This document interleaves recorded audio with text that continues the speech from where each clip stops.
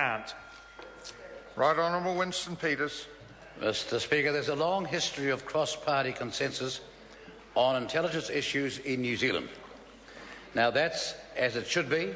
We all believe in the defence of New Zealand and the protection of our people and their interests from foreign threats. Unfortunately, as the Minister for the Intelligence Services, the Prime Minister has dramatically failed this nation. He today, of course, has not put himself in a position to respond to questions in this House. The security services are of critical importance, but the Prime Minister has only shown his casualness and incompetence and prefers to go and have a cup of coffee downtown. Now, that's where he was when this was all relevant. You're getting a brilliant speech, of course. The question is, have you got the intellectual capacity to absorb it? Sounds like in the area of the security services, the public must take so much on trust alone. That's because nearly all the work has to be done behind closed doors. The security services work in the shadows. Therefore, for the sake of Mr Bennett from the Hamilton seat, which he'll soon lose, it is imperative that this trust is not abused as it has been. You see, Mr Bennett, some people in this country are concerned about civil liberties. I know Mr Bennett is not. Illegality has been tolerated and then plastered over with legislation. The nature in which the government drafted and passed its amending legislation have left people anxious and alarmed at what is seen as an erosion of their civil liberties. There has been a fundamental loss of trust in the area of the security services, and it's entirely due to the Prime Minister's behaviour. Appointing an old mate to head the GCSB was a mistake and should never happen, but it's totally consistent with the PM playing games with due process. And let me say about his denial on the Coatesville raid, there is no Western leader, President or Prime Minister, in any self-respecting democracy who would ever believe the Prime Minister's denials. That the head of the GCSB and the head of the intelligence service of this country is the only one of numerous people who doesn't know. Now, has he sacked somebody for not informing him? Has he got rid of them for not informing him? No, because he wantonly wants to avoid the fact that some of us know that he knew. And we will prove it.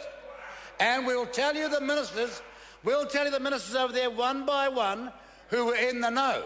And it's either their backside or his. But they're going to be named as things unfold in the next few weeks in this Parliament. The public has no confidence that the Prime Minister will act with the highest integrity in relation to security issues. His credibility is gone.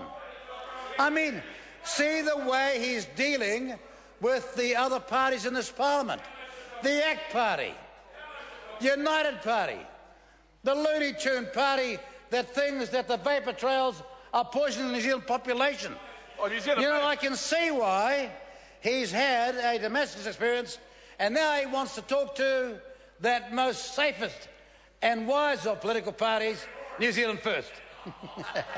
He all of a sudden realises the game is up, and the sooner he can try and make up and get some sort of sanity back into the political environment, then he's going to go down in a screaming heap.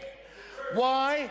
Because the internal National Party's polls tell Mr Brownlee or Mr Fixit, Stephen Joyce, that things are not looking too good, that there's a soft underbelly of flakiness, and that if that goes, it's good night, Jerry.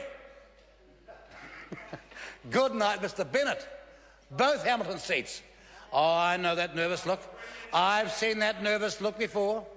I know what it's like. Smiles above the deck, knocking knees under it, and it's all because the Prime Minister, in whom they propose so much trust, who said he's bright, intelligent, alert, is in charge of 2 security services, and the only person that doesn't know what's going on, he claims, wantonly, mistakenly, erroneously and falsely, is him.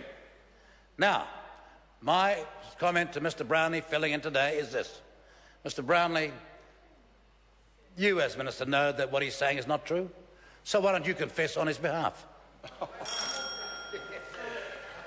The question is that the report of the Intelligence and Security Committee on the 2012-13 financial review of the Government Communication Security Bureau and the New Zealand Security Intelligence Service be noted. Those of that opinion will say aye. Contrary, no. The ayes have it.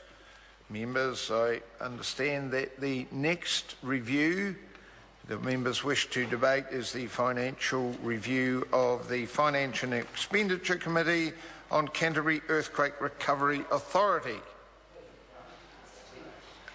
Honourable Ruth Dyson. Thank you, Mr Chairman. Just a few days ago, my Labour colleagues and I went to visit the home of Mrs Dot Boyd, who has been waiting for over